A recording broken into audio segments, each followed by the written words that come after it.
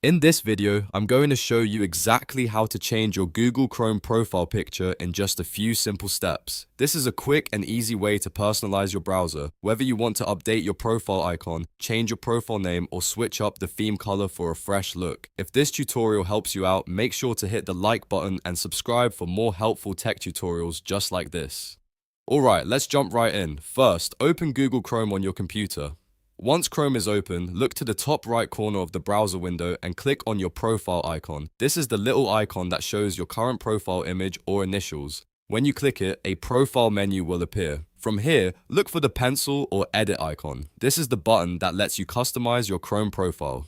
Click the pencil icon to open the profile editing options. Now you'll see the customization screen. On this page, you can change your profile picture or icon, update your profile name, and even choose a new theme color. If you want to change the profile picture, simply browse through the available icons and select the one you like best.